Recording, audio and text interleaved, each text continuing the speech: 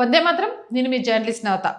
హైదరాబాద్లో దారుణం చోటు జరిగింది. బాచుపల్లిలో ఓ ఇంజనీరింగ్ కాలేజీలో ఓ విద్యార్థినిపై లైంగిక దాడి జరిగినట్టుగా పోలీస్ స్టేషన్లో కంప్లైంట్ నమోదైంది.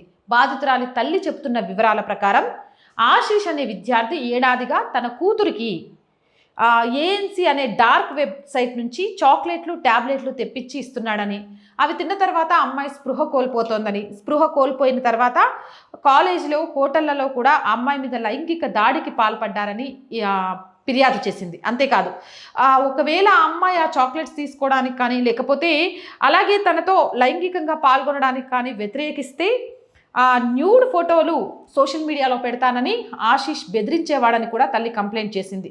ఇక ఈ విషయం మీద అక్కడ ఉన్న ప్రిన్సిపల్కి, హెడ్ ఆఫ్ డిపార్ట్మెంట్కి చెప్పినా కూడా స్పందన లేదని ఆరోపణ చేసింది. దీనికి సంబంధించి వేటు ఎస్ఎంఎస్లో వార్త కూడా వచ్చింది. అంటే హైదరాబాద్లోని కాలేజెస్లోకి డ్రగ్స్ అనేవి, అలాగే మాదక ద్రవ్యాలు అనేవి విచ్చలవిడిగా వస్తున్నాయి. ఇక్కడ అధికారులు ఏం చేస్తున్నారు? ఈ మధ్యకాలంలో గంజాయి, అలాగే ఈ డ్రగ్స్ వాడకం తెలంగాణ వ్యాప్తంగా పెరిగిపోతుంది అని తెలిసినప్పటికీ డ్రగ్స్ రహిత సమాజాన్ని నిర్మించాలి అని ఒక పక్క నుంచి కేంద్ర ప్రభుత్వం సంకల్పం తీసుకొని ఆయా రాష్ట్రాలను హెచ్చరించినప్పటికీ కూడా ఆయా రాష్ట్రాల్లో, ముఖ్యంగా తెలుగు రాష్ట్రాల్లో ఈ డ్రగ్స్ మాఫియాని ఎందుకు ఆపలేకపోతున్నారు? ఈ కల్చర్ అనేది తెలంగాణలో బాగా పెరిగిపోతుంది. ఇకనైనా ప్రభుత్వాలు, అధికారులు దీని మీద ఉక్కుపాదం మోపకపోతే అనేక మంది జీవితాలు చింద్రమయ్యే అవకాశం కూడా ఉంది. మరి మీరేమంటారు? మీ అభిప్రాయం ఏంటి? కామెంట్ సెక్షన్లో పెట్టండి. మోర్ వీడియోస్ కోసం ఛానల్ వెంటనే సబ్స్క్రైబ్ చేయండి. అండ్ రోజు చెప్తుందేనండి, R group of channels, R voice, R political, R Sanskriti, 3 మన ఛానల్సే. So please subscribe our channels.